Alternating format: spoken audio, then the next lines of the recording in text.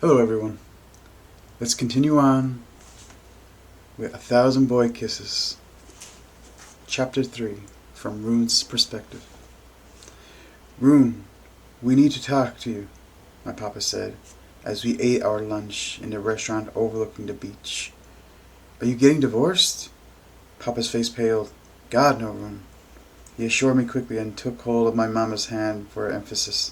My mama smiled at me, but I could see the tears building in her eyes. Then what? I asked. My papa slowly leaned back in his chair. Your mama has been upset with my job, Rune, not with me. I was completely confused until he said, They're transferring me back to Oslo, Rune. The company has hit a glitch there and I'm being sent back to fix it. How long for? I asked. When will you be back? My papa ran his hand through his thick, short blonde hair, just the way I did. Here's the thing, Rune, he said cautiously. It could be years, it could be months, he sighed. Realistically, anything from 1 to 3 years. My eyes widened. You're leaving us here in Georgia for that long? My mama reached out her hand and covered mine with hers.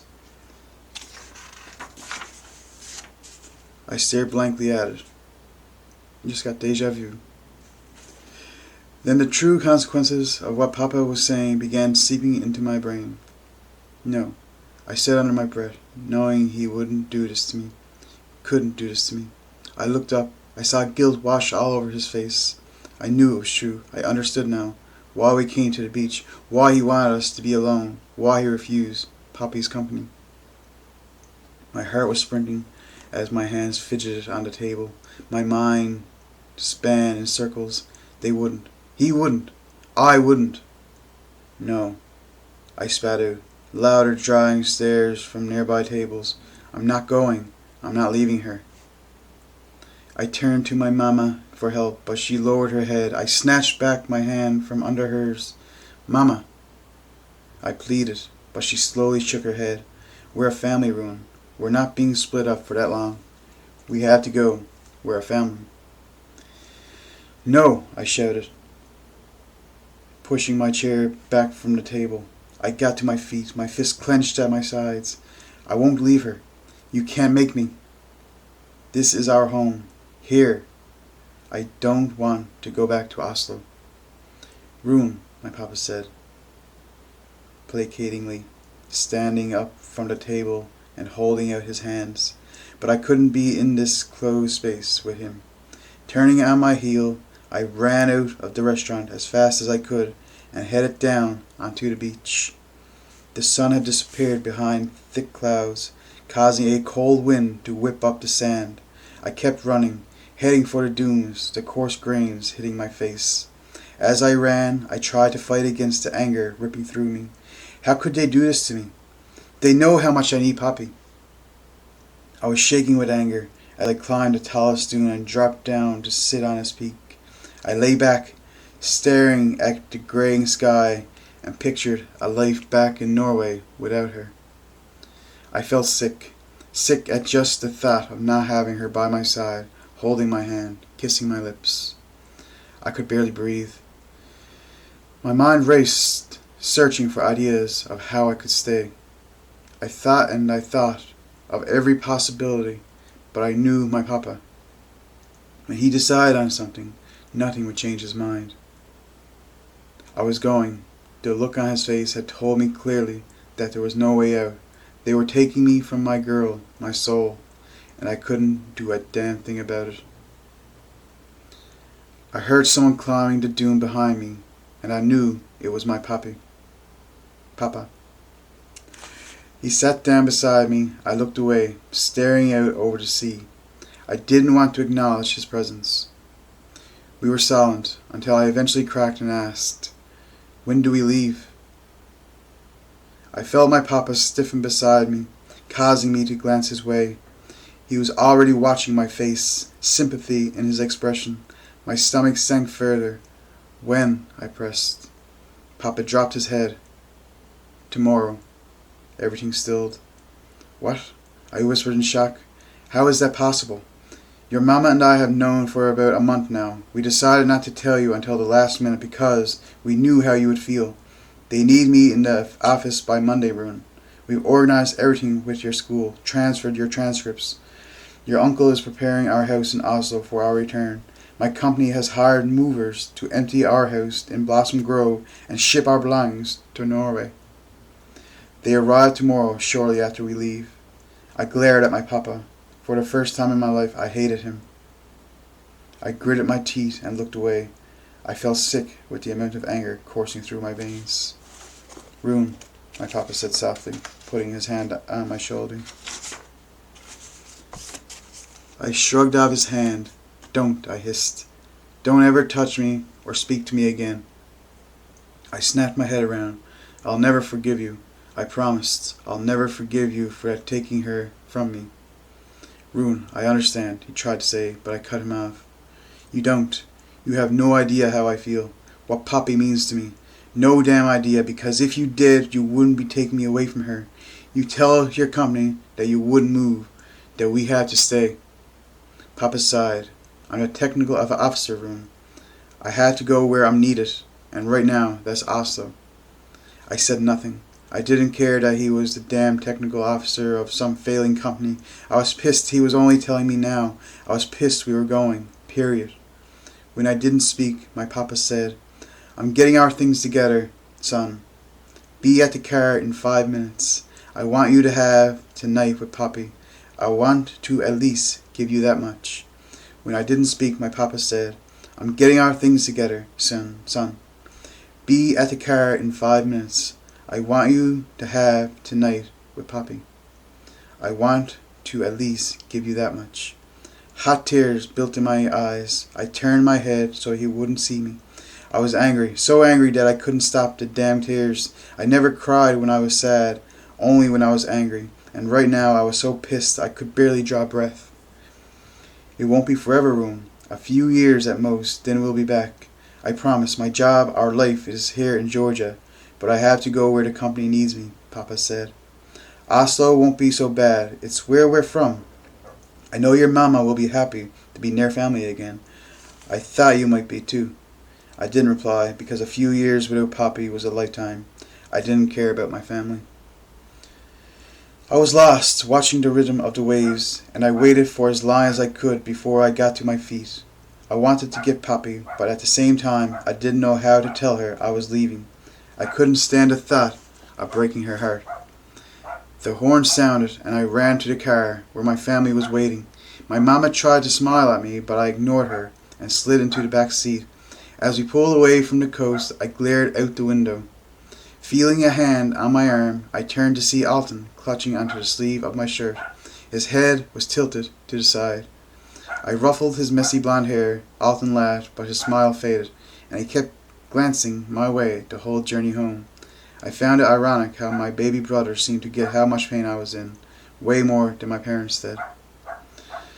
The drive felt like an eternity. When we pulled into the driveway, I practically dived out of the car and sprinted to the Litchfield house. I knocked on the front door. Mrs. Litchfield answered after only a few seconds. The minute she took in my face, I saw her eyes fill with sympathy. She glanced across the yard at my mama and papa, who were unpacking the car. She gave them a small wave. She knew too. Is Poppy here? I managed to ask, pushing the words through my thick throat. Mrs. Litchfield pulled me into a hug. She's in the Blossom Grove, sweetie. She's been there all afternoon reading. Mrs. Litchfield kissed my head. I'm so sorry, Rune. That daughter of mine will be heartbroken when you leave. You're her whole life. She's my whole life too, I wanted to add, but I couldn't bring myself to speak a single word. Mrs. Litchfield released me, and I backed away, jumping out the porch, sprinting all the way to the grove. I got there in minutes, immediately spotting Poppy under our favorite cherry blossom tree. I stopped, keeping well out of sight as I watched her. As I watched her reading her book, her purple headphones over her head. Branches filled with pink cherry blossom petals fell around her like a protective shield, sheltering her from the bright sun. She was wearing a short white sleeveless dress, a big white bow pinned at the side of her long brown hair. I felt like I'd walked into a dream. My heart clenched. I'd seen Poppy every day since I was 5, slept beside her almost every night since I was 12, kissed her every day since I was 8, and loved her with everything I had for so many days I stopped keeping track. I had no idea how to live a day without her next to me, how to breathe without her by my side. As if she sensed I was there, she looked up from the page of her book. When I stepped out onto the grass, she flashed me her biggest smile. It was the smile she had only for me. I tried to smile back, but I couldn't. I trudged over to fallen cherry blossoms, the path so littered with fallen petals that it looked like a stream of pink and white beneath my feet. I watched Poppy's smile fade the closer I got. I couldn't keep anything from her. She knew me as well as I knew myself. She could see that I was upset. I told her before there was no mystery with me. Not with her. She was the only person who knew me completely. Poppy stilled, only moving to pull the headphones off her head. She placed her book beside her on the ground, wrapped her arms around her bent leg, and just waited. Swallowing, I dropped to my knees before her, and my head fell forward in defeat. I fought against the tightness in my chest. Eventually I raised my head. Apprehension was clear in Poppy's eyes, like she knew whatever was going to come from my mouth would change everything. Change us. Change our entire lives. End of our world. We're leaving, I finally managed to choke out. I watched her face pale.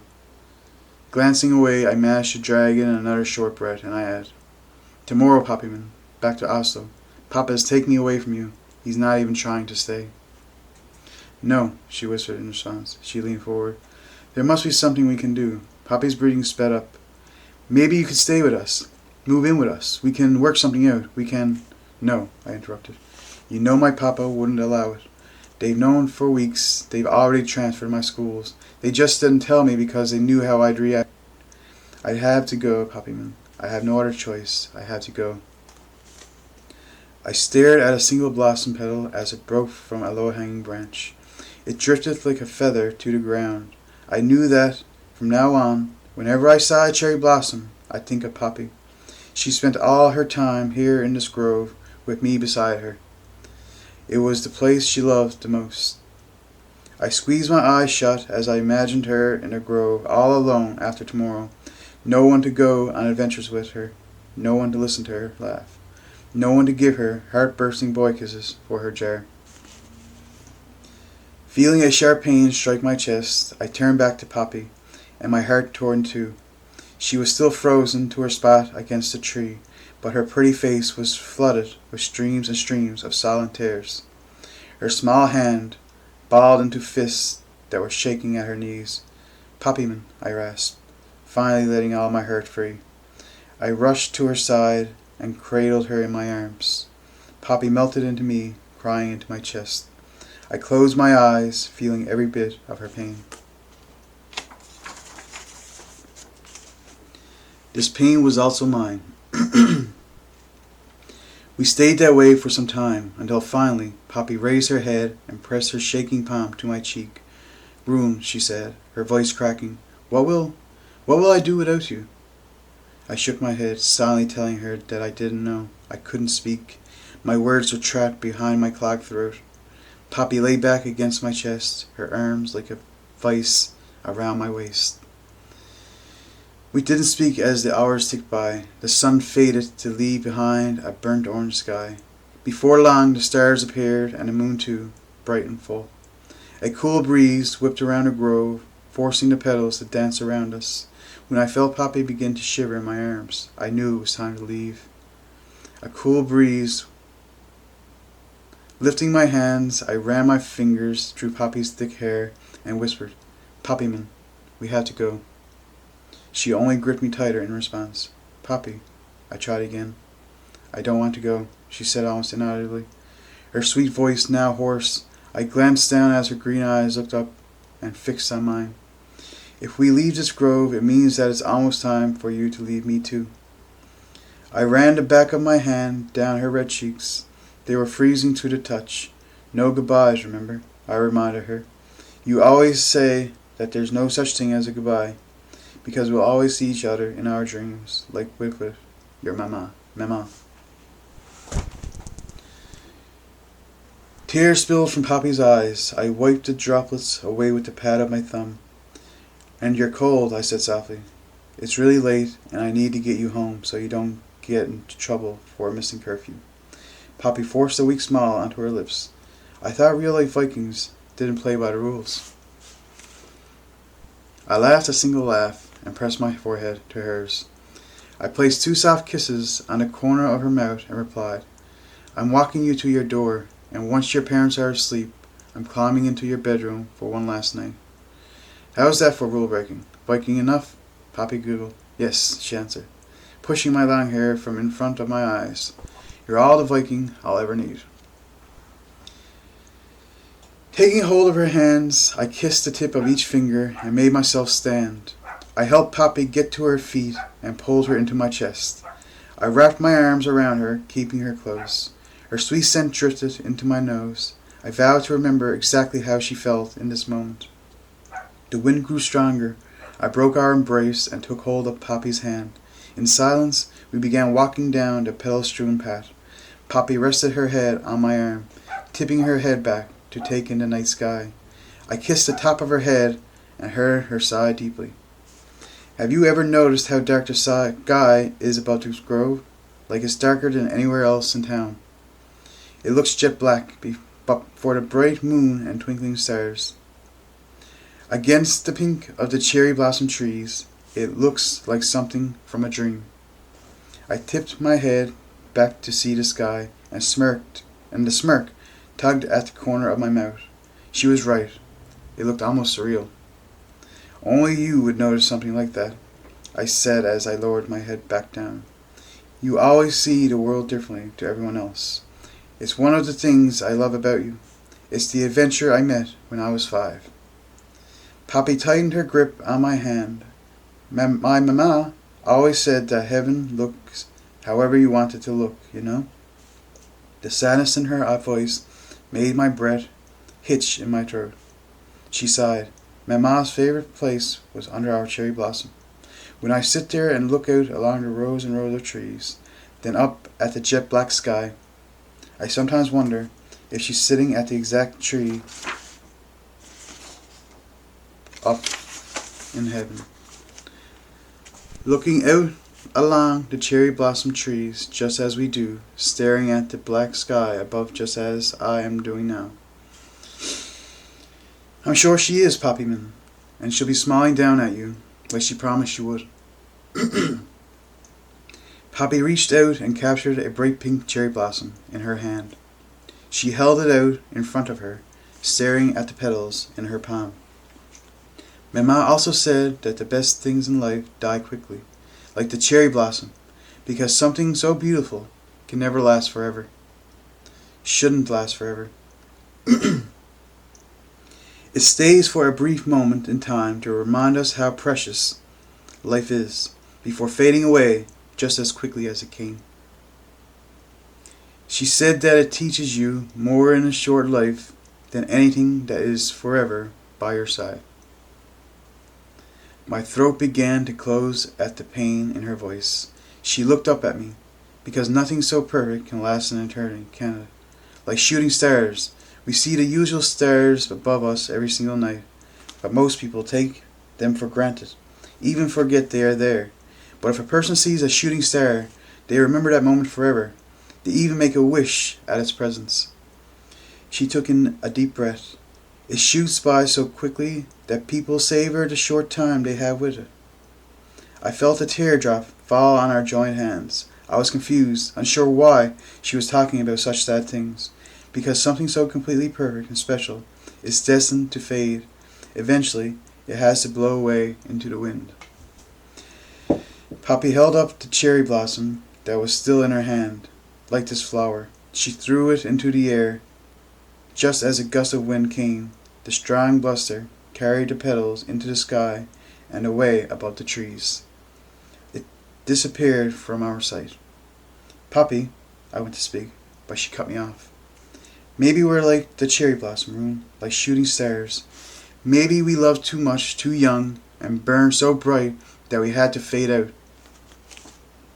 She pointed behind us to the blossom grove. Extreme beauty, quick death. We had this love long enough to teach us a lesson, to show us how capable of love we truly are. My heart fell to my stomach. I swung Poppy around to face me. The devastated look on her beautiful face cut me where I stood. Listen to me, I said, feeling panicked. Placing my hands on either side of Poppy's face, I promised, I'll come back for you. This move to Oslo, it won't be forever. We'll take every day, we'll write. We'll talk every day and we'll write. We'll still be Poppy and Ruin. Nothing can break that, Poppyman. You'll always be mine. You'll always own half of my soul. This isn't the end. Poppy sniffed and blinked away her tears. My pulse raced with fear at the thought of her giving up on us, because that had never even entered my mind. We weren't ending anything. I stepped closer. We're not done, I said forcefully. For infinity, Poppyman. Forever, always, never done. You can't think like that, not with us. Poppy lifted onto her tiptoes and mirrored my stance, placing her hands on my face. Do you promise me, Ruin? Because I still have hundreds of boy kisses that I need you to give me. Her voice was timid and shy. It was racked with fear. I laughed, feeling the dread seep from my bones, relief taking its place. Always, and I'll give you more than 1,000. I'll give you 2 or 3 or even 4. Poppy's joyful smile soothed me. I kissed her slow and soft, holding her as close as I possibly could. When we broke apart, Poppy's eyes fluttered open, and she announced, Kiss number 354. With my room in the Blossom Grove, and my heart almost burst. Then Poppy promised, My kisses are all yours, Ruin. No one else ever has these lips but you. I brushed my lips against hers one more time and echoed her words. My kisses are all yours. No one will ever have these lips but you. I took her hand and we headed back toward our houses. All the lights in my house were still on. When we reached Poppy's doorway, I leaned in and kissed the tip of her nose. Shifting my mouth to her ear, I whispered, Give me an hour, I'll come to you. Okay, Poppy whispered back. Then I jumped as her palm landed gently on my chest. Poppy stepped closer to me. The serious expression on her face made me suddenly nervous. She stared at her hand, then ran her fingers slowly over my chest and down over my stomach. Poppyman? I asked, unsure what was happening. Without saying a word, she pulled her hand away and moved toward her door. I waited for her to turn around and explain, but she didn't. She walked through the open door, leaving me glued to the spot on her driveway. I could still feel the heat from her hand on my chest. When the light in the Litchfield's kitchen came on, I made myself walk back to my own house. As soon as I walked in the door, I spotted a mountain of boxes in the hallway. They must have been packed and stored away to keep them from my sight. Pounding past them, I saw my mama and papa in the living room. My papa called my name, but I didn't stop. I entered my bedroom just as he came in behind me. I moved to my nightstand and began gathering everything I wanted with me, especially the framed picture of Poppy and me that I had taken the previous night. As my eyes scanned the photograph, my stomach ached. If it was possible, I already missed her, missed my home, missed my girl. Sensing my papa was still behind me, I said quietly, I hate you for doing this to me. I caught his quick inhale of breath. I turned around and I saw my mama standing beside him. Her face was as shocked as my papa's. I had never treated them this badly. I liked my parents. I had never understood how other teenagers didn't like theirs, but I did now. I hated them. I'd never felt such hate toward anyone before. Ruin, my mama began, but I stepped forward and cut her off. I will never forgive you, either of you, for doing this to me. I hate you both so much right now, I can't stand near you. I was surprised at how harsh my voice sounded. It was thick and full with all the anger that was building inside of me. Anger that I hadn't known it was possible to feel. I knew that most people I seen moody, sullen, but really, I rarely felt anger. Now I felt I was made of it. Only hate ran through my veins. Rage.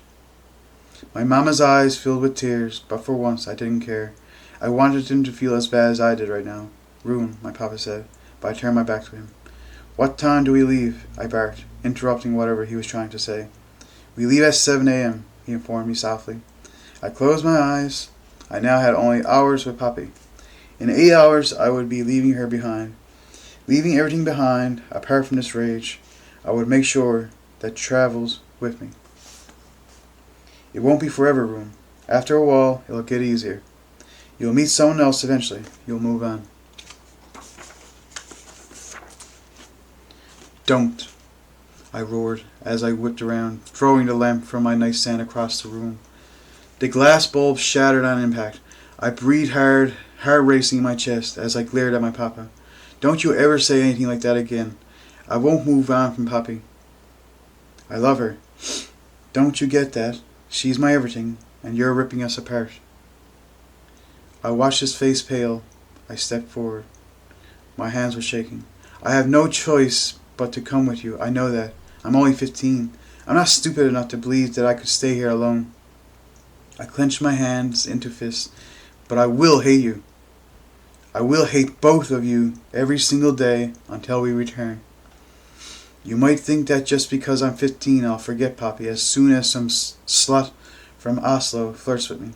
But that will never happen. And I will hate you every single second until I'm with her again. I paused for breath, then added, and even then I'll hate you for taking me away from her in the first place. Because of you, I'll miss out on years of being with my girl. Don't think that just because I'm young I don't recognize what I have with Papi. I love her. I love her more than you could imagine, and you're taking me away without even considering how I would feel. I turned my back, walked to my closet, and began pulling down my clothes. So from now on, I won't give a damn how you feel about anything. I will never forgive you for this, either of you, especially you, Papa. I began packing my suitcase my mama must have placed on my bed. My papa remained where he was, staring at the floor in silence. Eventually he turned away and said, "Get some sleep, Ron. We're up early." Every hair on my neck pricked up in annoyance at his dismissal of what I had to say, until he quietly added, "I'm so sorry, son. I do know how much Papi means to you. I tried to leave telling you until now to spare you weeks of hurt. It clearly didn't help, but this is real life, and it's my job. You'll understand one day." The door closed behind him, and I dropped onto the bed. I dragged my hand down my face, and my shoulders slumped when I stared at my empty closet. But the anger was still there, burning in my stomach. If anything, it was burning hotter than before. I was pretty sure it was here to stay. I threw the last of my shirts into the case, not caring how crumpled they got. I made my way to the window and saw Papi's house was in darkness, all except for the dim nightlight telling me the coast was clear. After locking my bedroom door, I snuck out the window and rushed across the grass. The window was slightly open, waiting for me. I slid through to closed it tightly behind me. Papi was sitting in the center of her bed, her hair down and her face freshly washed. I swallowed when I saw how beautiful she looked in her white nightdress, her arms and legs bare, and her skin so soft and smooth. I stepped closer to the bed and saw the photo frame in her hand. When she looked up, I could see she'd been crying. "Papi, man," I said softly, my voice breaking at seeing her so upset. Papi set the frame on the bed and laid her head on her pillow, patting the mattress beside her. As quickly as I could, I lay down next to her, shifting until we were only inches apart. As soon as I saw Papi's bloodshot eyes, the anger inside me seemed to flare. "Baby," I said, covering my hand with hers, "please don't cry. I can't stand to see you cry." Papi swallowed. "My mama told me that y'all are leaving real early in the morning." I dipped my eyes and slowly nodded. Papi's fingers ran over my forehead. "So we only have tonight left," she said. I felt a dagger pierce through my heart. "Yeah," I replied, blinking up at her. She was staring at me strangely. "What?" I asked. Papi shuffled her body closer, so close that our chests touched, and her lips hovered at my mouth. I could smell minty toothpaste out of her breath. I licked my lips as my heart began pounding hard. Poppy's fingers drifted down my face, over my neck, and down over my chest until they reached the bottom of my shirt. I shifted on the bed, needing some space, but before I could move away, Poppy closed in and pressed her mouth to mine. As soon as I tasted her on my lips, I leaned in closer, then her tongue pushed through to meet mine. She kissed me slow, deeper than ever before.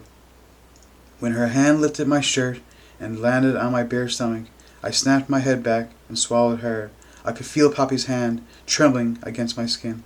I looked into her eyes, and my heart missed a beat. "Poppy, man," I whispered and ran my hand over her bare arm. "What are you doing?" Poppy moved her hand upward until her hand was on my chest, and my voice was halted by the thickness in my throat. "Rune," Poppy whispered, as she dipped her head to carefully place a single kiss on the bottom of my throat. My eyes drifted closer as her warm mouth touched my skin. Poppy spoke against my neck. I want you." Time stopped. My eyes snapped open. Poppy inched back and tipped her head until her green eyes met mine. "Poppy, no," I protested, shaking my head, but she laid her fingers over my lips. "I can't," she drifted out, then gathered herself and continued. "I can't have you leave me and never know what it's like to be with you." She paused. "I love you, Rune, so much. I hope you know that." My heart slammed into a new kind of beat, one that knew it had the love of its other half. It was harder and faster. It was infinitely stronger than the one before. "Poppy," I whispered, completely struck by her words. I knew she loved me because I loved her, but this was the first time we'd ever said it out loud. "She loves me." Poppy waited silently, not knowing how to respond in any other way. I ran the tip of my nose down her cheek, pulling back just a fraction to gaze into her eyes. Jag, exit, dig. Poppy swallowed, then smiled. I'm going to leave it out there in this video, but I will probably make another video today. And yeah, I'll see you then. Bye for now.